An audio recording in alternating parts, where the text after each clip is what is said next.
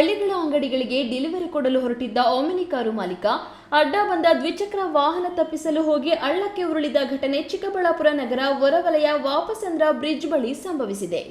ಎಡಕ್ಕೆ ಇದ್ದ ದೊಡ್ಡ ಕಾಲುವೆಗೆ ಕುರುಕುರೆ ತುಂಬಿದ್ದ ಕಾರು ಬಿದ್ದಿದ್ದು ಕೊಚ್ಚಿ ನೀರಿನಲ್ಲಿ ಮುಳುಗಿದ್ರು. ಅದೃಷ್ಟವಶಾತ್ ಕಾರು ಚಲಾಯಿಸುತ್ತಿದ್ದ ಮಾಲೀಕ ಮಾತ್ರ ಪ್ರಾಣಾಪಾಯದಿಂದ ಬಚಾವಾಗಿದ್ದಾರೆ.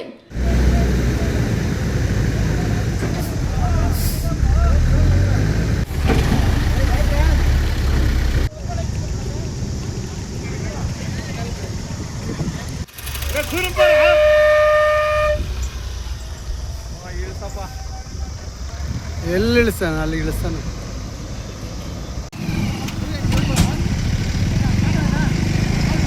ಚಿಕ್ಕಬಳ್ಳಾಪುರದ ನಿವಾಸಿ ವಿಜಯ್ ಎಂಬಾತ ಸುಮಾರು 25 ವರ್ಷಗಳಿಂದ ಇದೇ ವ್ಯಾಪಾರ ಮಾಡಿಕೊಂಡು ಜೀವನ ಸಾಗಿಸುತ್ತಿದ್ದ.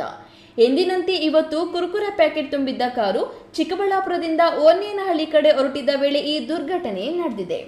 ಸುಮಾರು 30,000ದಷ್ಟು ಮಾಲು ತುಂಬಿದ್ದ ಕಾರು ಕಾಲುವೆಗೆ ಬಿದ್ದ ಕ್ಷಣ ಮಾಲೀಕ ವಿಜಯ್ ಕಾರಿಂದ ಹೊರಗೆ ಬಂದು ಘಟನೆ ಬಗ್ಗೆ ತಮ್ಮ ಸ್ನೇಹಿತರಿಗೆ ತಿಳಿಸಿ ಕೂಡಲೇ ಸ್ಥಳಕ್ಕೆ ಕ್ರೈನ್ ತರಿಸಿ ಕಾರನ್ನ ಮೇಲಕ್ಕೆತ್ತಿದ್ದಾರೆ.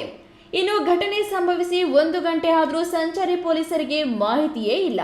ಅವರಿಗೆ ತಿಳಿದು ಸ್ಥಳಕ್ಕೆ ಬರುವ ವೇಳೆಗೆ ಸುಮಾರು ಅರ್ಧ ಗಂಟೆ ಕಾಲ ರಸ್ತೆ ಸಂಚಾರ ಬಂದ್ ಆಗಿತ್ತು. KS ನಾರಾಯಣಸ್ವಾಮಿ, ಈ ನ್ಯೂಸ್ ಟಿವಿ, ಚಿಕ್ಕಬಳ್ಳಾಪುರ.